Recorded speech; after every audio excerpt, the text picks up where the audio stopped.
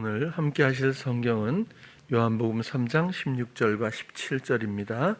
함께 읽겠습니다. 시작. 하나님이 세상을 이처럼 사랑하사 독생자를 주셨으니 이는 그를 믿는 자마다 멸망하지 않고 영생을 얻게 하려 하심이라. 하나님이 그 아들을 세상에 보내신 것은 세상을 심판하려 하심이 아니요 그로 말미암아 세상이 구원을 받게 하려 하심이라. 아멘. 오늘은 또 잘 아시는 대로 너무 유명한 잘 아는 요한복음 3장 16절과 17절을 가지고 또 도발적인 제목을 이어가면서 한번 좀 실감 있게 좀 말씀을 나누려고 합니다. 지난주에는 나는 거듭났는가 이렇게 질문을 던졌는데 오늘은 나는 정말 구원을 받았는가 이렇게 한번 제목을 일부러라도 한번 만들어 봤습니다. 하나님이 세상을 이처럼 사랑하사 잘 아시는데 어떻게 사랑을 하신 거죠? 독생자를 주셨다고 그래요.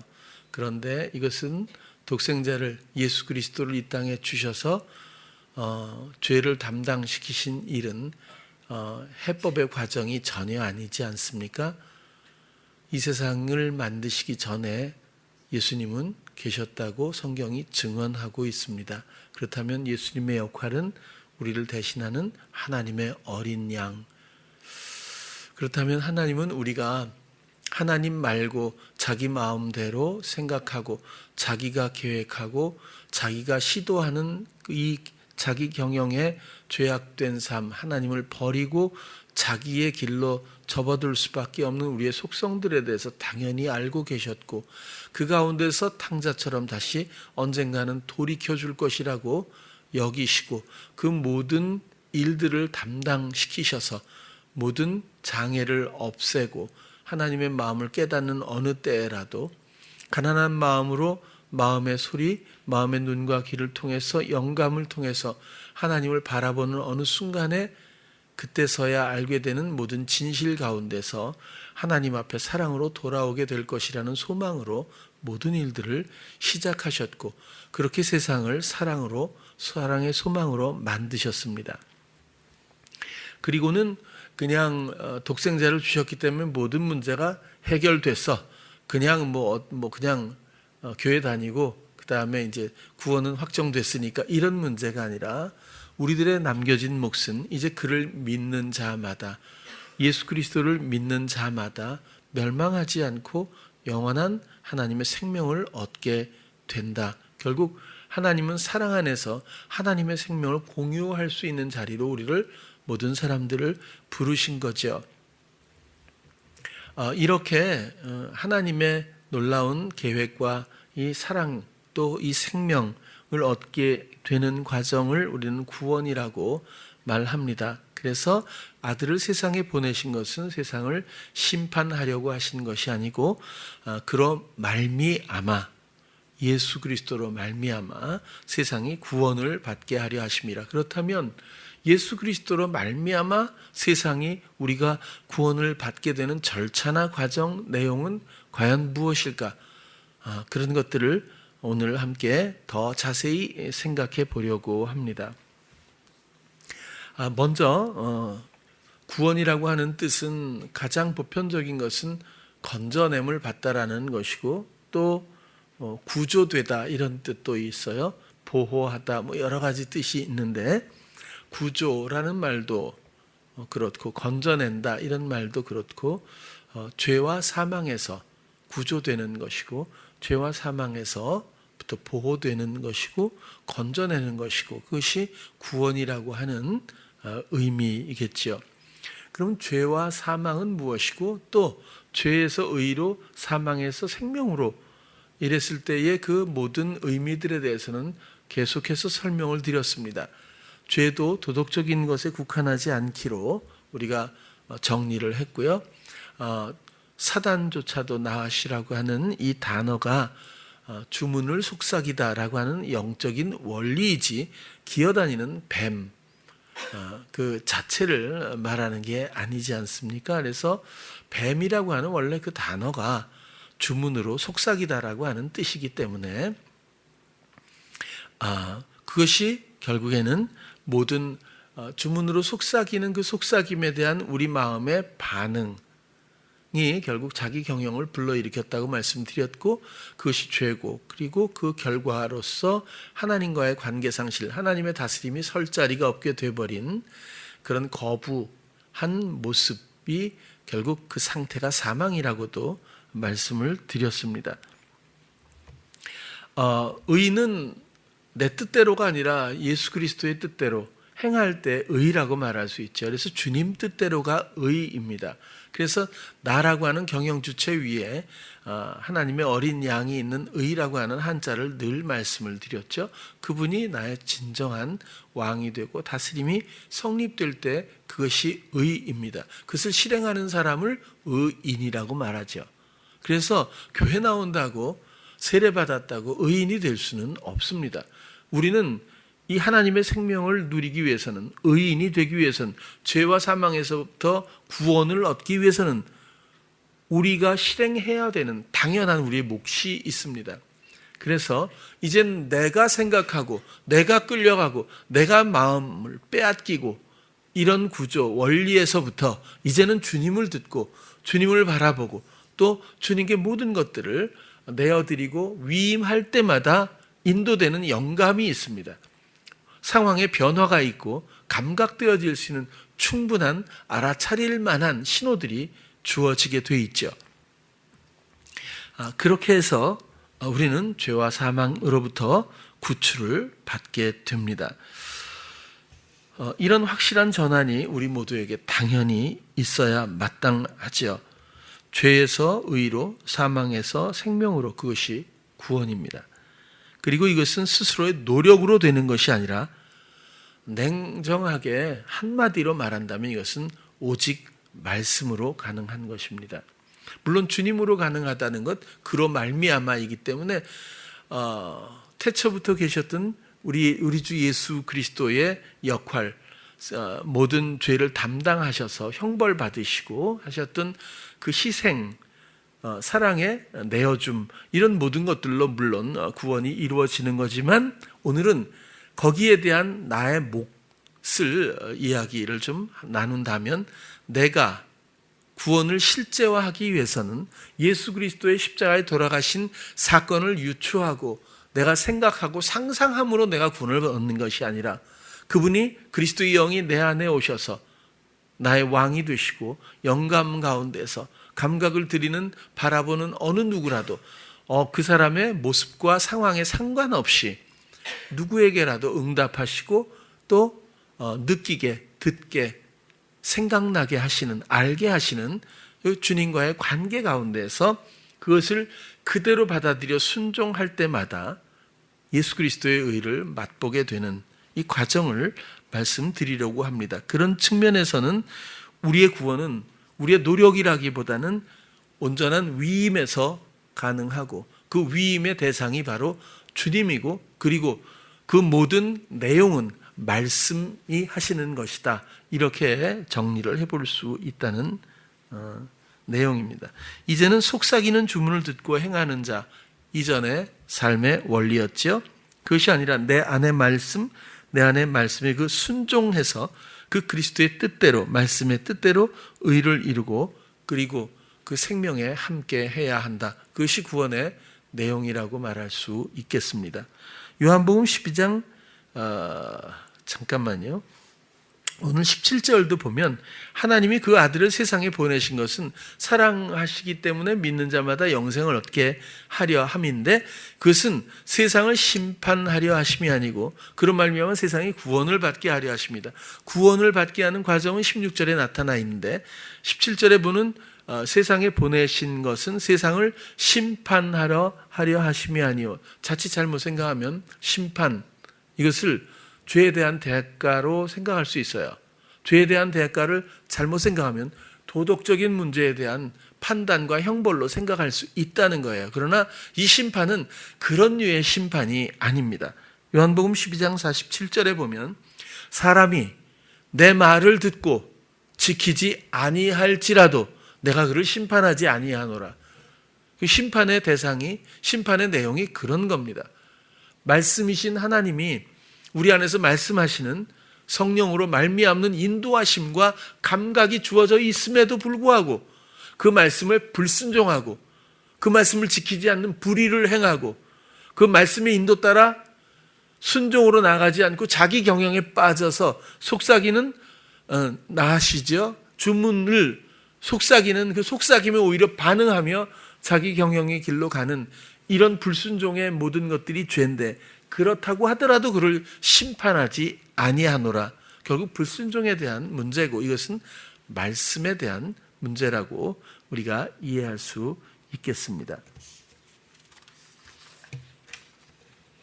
그래서라도 믿음도 우리가 믿습니다 하고 상황에 대해서 참 많이 우리의 기대감을 표출할 때가 있지만 전혀 그런 것이 아닙니다. 믿음은 말씀에 대한 거죠. 믿음은 들음에서 납니다. 그 들음은 그리스도의 말씀으로 말미암죠. 노아가 100년 넘게 산에서 배를 만들 때 성경을 보고 만드는 건 아니잖아요.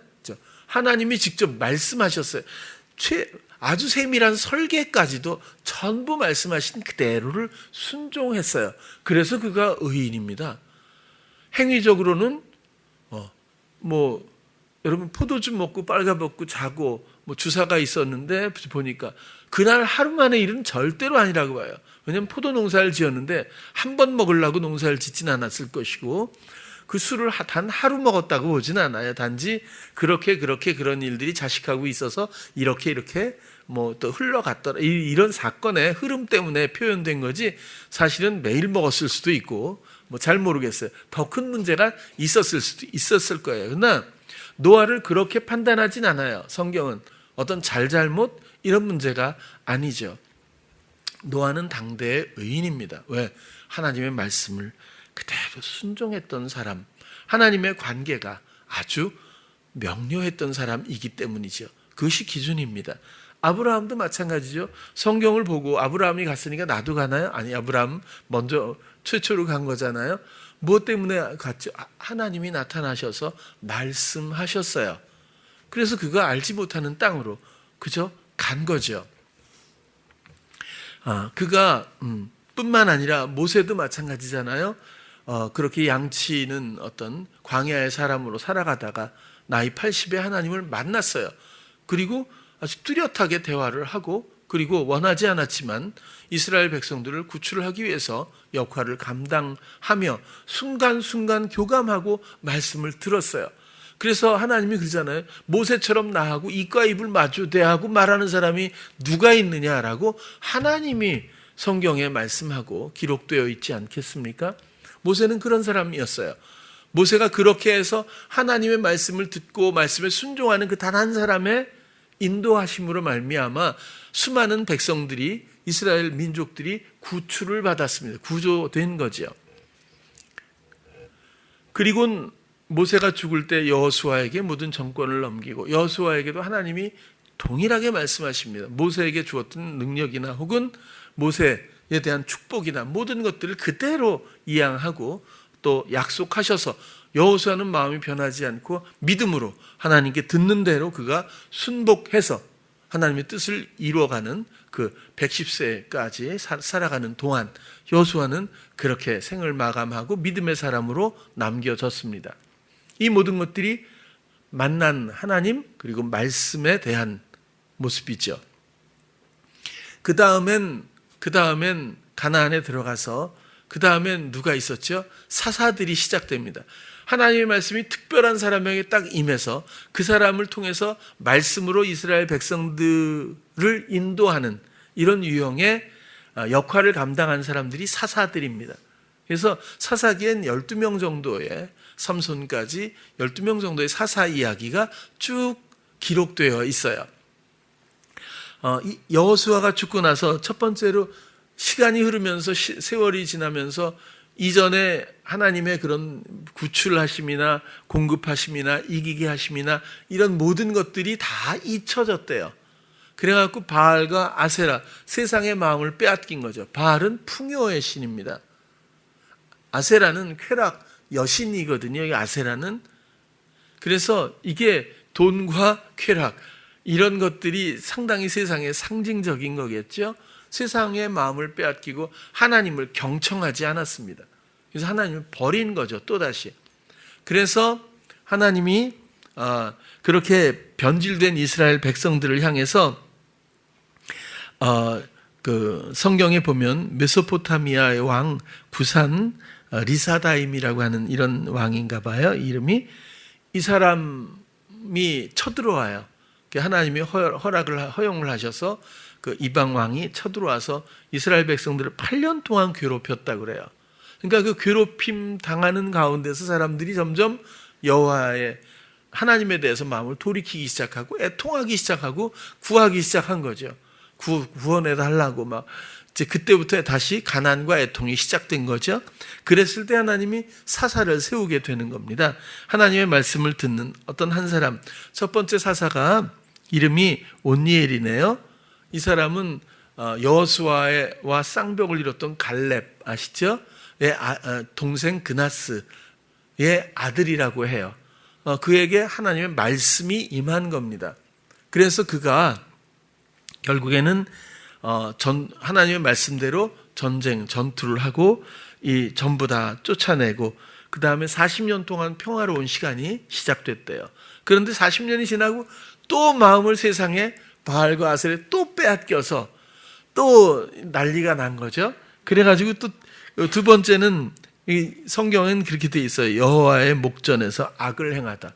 도덕적인 악이 아니잖아요.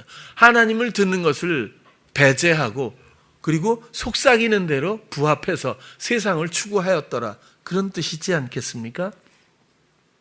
또 그러니까 이번엔 모압 왕 에글론을 또 일으켜서 모압, 암몬, 아말렉 연합군이 쳐들어와서 또 이스라엘 백성들을 점령하고 18년 동안 고통을 주었대요. 18년이 흐른 후에 이스라엘 백성들이 막 또 하나님을 찾고 또 애통하고 가난하고 이렇게 변하니까 하나님이 에훗이라고 하는 사사를 또 해서 말씀이 임했어요. 그래갖고 이 사람이 그 모압 왕 에글론을 찾아갑니다. 찾아가서 성경에 보면 다락방에 서늘한 다락방에 쉬고 있는데 제가 긴히 드릴 말씀이다. 그러니까 좀 어리석었대요. 그래서 야, 다 물러가라 이렇게 해가지고 다락방에 이제 혼자 들어가서 얘기하는데 허벅지에 이렇게 칼을 숨기고 들어가가지고 들어가서 이야기하는 척하면서 칼로 찔렀어요. 칼 자루까지 막 들어갔대요. 그래서 그게 성경에는 기름이 엉켜서 빠지지도 않았더라 뭐 이렇게 돼 있거든요. 잘 모르세요? 좀 읽어보세요. 여러분 재밌어요. 그래서 그래놓고 잡힐 수 있잖아요. 그러니까 뒤로 이렇게 나와서 문을 잠그고 자는 것처럼 이렇게 하고 도망갔어요.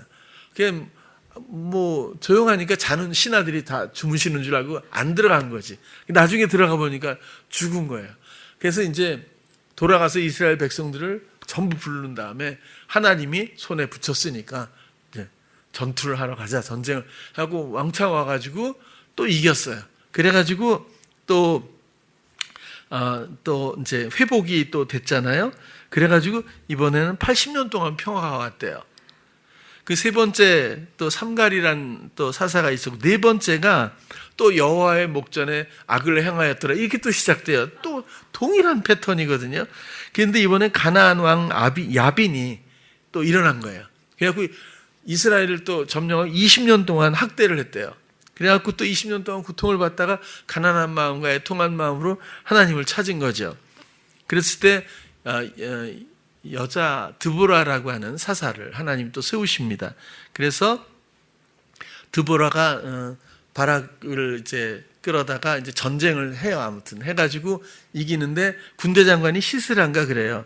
군대 장관이 가나안 왕 가나안의 군대 장관이 도망을 갑니다. 도망을 가는데 어떤 사람 텐트에 가서 나 없다고 그래. 그리고 너무 지치니까 도망가다가 이제 잤어요. 잤는데 이불을 덮고 막 너무너무 피곤하게 자는데 그 주민이 나가서 텐트 박는 말뚝을 뽑아다가 그 관자놀이에다 그냥 망치를 박아버려갖고 그래서 군대 장관이 그렇게 죽어요. 그래서 이스라엘 백성 군사들이 왔을 때 그 이제 안내를 해요. 이렇게 해서 내가 잡았다, 죽였다. 이렇게 해가지고 결국 전투가 이제 또 끝나고 또 다시 평화가 오죠. 그렇게 해서 또 그러다가 또 여호와 앞에 목전에서 악을 또 행한 거예요. 그렇게 돼서 이번에 미디안 왕이 또 쳐들어옵니다. 7년 동안 고통을 받다가 또 기도하니까 애통하는 말. 이번엔 여러분들이 많이 들어본 그래도 익숙한 이름이 하나 나와요. 기드온을 하나님이 사사로 세우십니다. 그래서 기드온이 5번째인가 그렇게 되는 거죠. 이게 12번이나 이게 나오는 거예요. 그게 사사기입니다. 이제 읽으실 필요 없겠죠. 그래서 사사기가 삼손으로 이제 끝나게 되거든요. 그렇게 해가지고 말씀을 경성하지 않고 세상의 마음 빼앗겨서 속삭이는 대로 자기 경영에 빠져가는 이런 불순종 불의의 모습들과 돌이키는 모습, 이런 것들이 영적인 당연한 교훈이 그곳에 있으리라고 보고, 우리도 별로 다르지 않다. 그죠? 좀 다른 게 있다면 우리의 애통과 가난은 과연 어디 있는가? 그죠? 한 7년, 18년 이렇게 고통을 좀 받아야 비로소 근데 사사기는 어떤 특별한 사람에게 말씀이 임한 그런 경우지만 지금은 다릅니다. 예수 그리스도의 십자가의 죽으심으로 말미암아 하나님 앞에 나가는 지성소의 휘장이 찢어져서 누구나, 그 어느 누구나 마음의 중심으로 나아갈 수 있고, 약속의 상자 언약궤에 돌에 새겨진 말씀처럼 내 마음 중심에 새겨진 말씀 앞으로 얼마든지 누구든지 이제는 그리스도에 힘입어 나아갈 수가 있죠. 이제는 모두가 그래서 만인이 제사장이 되는 것이고, 그죠? 왕 같은 제사장이잖아요. 모두가 하나님의 자녀이자 백성이 되는 거죠. 돌이킨 모든 심령들은. 태초에 세상 만물을 지은 것도 말씀입니다. 그리고 사랑의 소망으로 그 생명을 약속하셔서 그 말씀이 육신이 되어 이 땅에 죄의 형태로 오셨죠.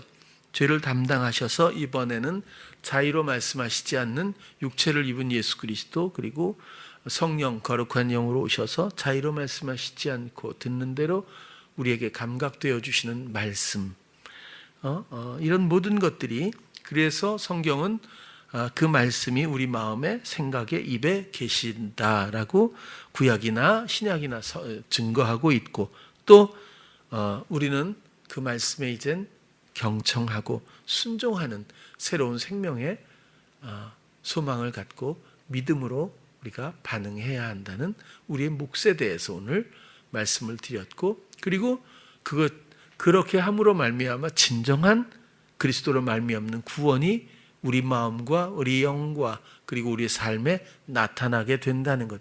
우리가 비로소 묶임에서, 부추김에서, 속임에서, 충동에서 구조되었다는 것을 그때서야 우리는 실감할 수 있을 것이라고 하는 것. 나의 경영을 내려놓고 그것이 얼마나 헛되고 허망하고 악한 것이었는지를 그때서는 알게 된다는 것. 하나님의 신실하심과 사랑의 섬김이 얼마나 풍요로운지, 나는 정말 풍요를 위해서 그토록 오랫동안 시도해왔지만 결국 내가 얻는 것은 아무것도 없다는 그 속임의 원리를 우리는 언제나 경험하게 되죠. 나는 구원을 받았는가? 이런 단순한 질문은 나는 교회를 다니는가? 하고는 좀 당연히 다를 수밖에 없습니다. 구원의 주제는 내 마음의 말씀입니다. 그리고 우리의 믿음은 말씀에 대한 순종이죠. 구원은 이 믿음으로 말미암습니다. 미혹의 소리는 언제나 있었던 이런 미혹의 소리는 충동적으로 언제나 내가 하도록 유도하지 않아요? 그것은 끝없는 굴레와 같아서 반복되는 목마름이 있을 뿐입니다. 그러나 내 안에 말씀으로 말미암는 모든 것들은 단번에 드린 제사와 같아서 순종의 기쁨과 영혼의 평안으로 다시는 토한 것으로 돌아가지 않도록 우리를 지켜주죠. 충동의 묶임에서 자유케 하는 것도, 하시는 것도 내 안의 말씀이고, 염려와 두려움에서 평안으로 인도하시는 분도 내 안의 말씀이고, 죄와 사망에서 나를 건지시는 분도 내 안의 말씀입니다. 우리가 그분을 듣고, 그렇죠? 에베소서에서도 주님께 듣고 그에게 가르침을 받았을진대가 결국 주님을 듣고라고 말씀드렸잖아요. 복음이 무엇일까? 제가 컨퍼런스 갔을 때 그런 얘기를 들었어요. 복음이라는 주제로 강의를 한다고 하시는데 일주일 동안 복음에 대해서 뭐 이렇게 할 얘기가 있을까? 이런 생각을 하신 분이 있었대요. 근데 아마 끝나고 나면 그런 생각을 안 하셨을 것 같긴 한데 이 복음이라는 게 상당히 우리에게 익숙하기 때문일 거예요. 그리고 정리되었다고 생각할 거기 때문일 거예요. 예수 그리스도가 나의 죄를 위해서 십자가에 달려 돌아가셔서 부활하심으로써 그것을 믿는 모든 것들에게, 모든 이들에게 구원을 주신다는 소식, 정리가 됐잖아요. 그런데 문제는 이것들의 실효성이지 않습니까? 늘 요즘에는 좀 그런 실질적인 효력을 좀 더 부과하기 위해서 이렇게 나는 구원을 받았는가 이렇게 한번 해보는 건데 아무튼 좀 도전이 있었으면 좋을 것 같아요. 복음, 복된 소식 충분치 않죠? 기쁜 소식 뭔가 충분치 않아요. 뭐 예수 그리스도의 죽으심 말고도 기쁜 소식도 있을 수 있으니까요. 그런데 세상의 왕에게 묶여서 고통받는 상황이 종료되고 말씀에 의한, 곧 하나님의 다스림에 의한 영원한 평화가 온다는 소식, 이 정도 되면 좀 더 실효성이, 실제적인 내용을 설명하고 있다고 보여지는 거죠. 그것이 정말 복된 소식이니까요. 그것이 묶여있던 우리 삶에서 보면 정말 기뻐할 수밖에 없는 진정한 원하던 소식이니까 그렇다는 이야기입니다. 이 모든 것들이 말씀으로 말미암는다는 이 주제에 대한 선명한 인식이 좀 있었으면 해서 오늘 말씀을 드렸어요. 베드로전서 너무 잘 아시는 대로 1장 23절 25절 너희가 거듭난 것은, 지난주에 읽었잖아요. 우리가 거듭난 것은 생활 방식이 바뀌었기 때문이 아닙니다. 그죠? 악한 행실이 바뀌었기 때문이 아니죠. 우리가 인격이 좀 개선돼서 그러는 것이 아니라 우리가 다시 태어난 것은 썩어질 것, 우리가 육신적인 인격은 썩어질 것이겠죠. 그런 것들은 생각이 나지 않는다고 했거든요. 전혀 다른 차원으로 우리가 그렇게 썩어질 것으로 된 것이 아니고 썩지 아니할 그 근거로 된 것인데 그것이 살아있고 항상 있는 하나님의 로고스로, 말씀으로 되었다. 하나님의 말씀으로, 이것은 하나님의 말씀과의 교감으로 말미암는 마음의 모든 일들은 결코 소멸되거나 손상받거나 썩지 않는다는 설명을 해주고 있죠. 24절도 그러므로 모든 육체는 풀과 같고 그 영광은 꽃과 같고 풀은 마르고 꽃은 떨어진다. 세상에 대한 그런 풀과 꽃의 비유고 오직 주의 말씀은 세세토록 있도다 하였으니 너희에게 전한 복음이 곧 이 말씀이니라. 아주 명료합니다. 복음이 뭐죠? 복음은 말씀으로 말미암은 모든 것이고, 복음은 내 안의 말씀이고, 복음은 내 안의 말씀의 다스림이고, 그리고 나타나는 모든 과정과 내용들이 바로 나에게 기쁜 소식이고 나에게 복된 소식이다. 그래서 복음은 곧 말씀이라고 직결적으로 이렇게 설명을 해주었다고 생각합니다. 이 말씀을 과연 내가 얼마나 친밀하게 듣고 또 관계할 수 있는지를 우리는 돌아보아야 하리라고 생각해요. 아직도 내 영혼이, 내 마음이, 내 생각이 상황과 세상에 묶여 있고 속임의 충동은 여전해서 여러 가지 또 좋아 보이고 옳아 보이는 것들을 주문하는 그 소리를 분별하지 않고 그것을 내가 실행하고 있는 그런 죄악의, 에덴에서 시작된 유전된 죄악의 그 원리들을 그대로 갖고 있으면서 구원을 생각할 수는 없습니다. 거기서부터 우리가 구조되려면 오직 내 안에 항상 있고 살아계신 말씀을 듣고 그 말씀에 순종하는 믿음이 있어야 합니다. 그 말씀은 나를 사랑해서 모든 것들을 계획하시고 모든 약속을 이루시고 또 내 안에 가득 충만하게 나를 기다리고 있는 하나님이시고, 그리고 나를 위한 모든 것들이 그 안에 내재되어 있고 응축되어 있습니다. 그 사랑은 가만히 있을 수 없어서 나의 신호만을 기다리며 언젠가 내가 작은 관심 하나만 그분께 내어 드릴 수만 있다면 어마어마하게 감당할 수 없는, 터질 듯한 기쁨으로밖에 표현할 수 없는 그런 놀라운 지혜와 지식과 하늘의 풍요로움으로 우리를 반드시 채우시고 인도하실 겁니다. 우리의 주제가 자녀가 되고, 우리의 주제가 가족이 되고, 우리의 주제가 명예가 되고 직업이 되고 돈이 되고 건강이 되는 것이 아니라 오직 말씀으로 돌아가 하나님 앞에 사랑의 자녀가 되는 그런 우리가 육신을 입고 있으면서조차 하나님의 사람들이 되는 구조된 영혼들로서 하나님이 이토록 사랑으로 독생자를 내어주신 그 모든 일들을 알게 하시는 대로, 믿게 하시는 대로 우리가 마음을 드릴 수만 있다면 그것만을 기다리는 하나님 앞에 우리는 영화로운 거듭난 성도들이, 백성들이 된다고 생각합니다. 나는 구원을 받았는가? 그 말은 나는 주님을 듣고 믿음으로 순종하고 있는가? 라고도 설명할 수 있을 겁니다. 그런 모습에서 그것을 분별할 수 있고, 나는 구원을 받았는가? 그것은 아직도 내 마음이 묶여 있는지, 혹은 자유한지, 혹은 나를 견인하고 있는 것이 속삭임 혹은 부추김인지 말씀인지, 이런 것들을 살펴볼 수 있다면 분별할 수 있다고 생각이 들어요. 내 영혼을, 하나님이 이토록 사랑하는 내 영혼을 유기하지 않았으면 좋겠습니다. 내버려 두지 않았으면 좋겠어요. 안전하다고 여기지 않았으면 좋겠어요. 사랑의 걸음 걷길 원하고 생명의 놀라운 일들을 우리가 누리고 증거하고 나눌 수 있기를 원합니다. 그런 사랑하는 찬양교회 성도님들 되시기를 다시 한번 축원합니다. 기도하겠습니다. 사랑의 하나님, 오늘은 구원에 대해서 또 나누었습니다. 익숙한 요한복음 3장 16절과 17절을 가지고 우리가 생각했습니다. 나는 정말 구원을 받았을까?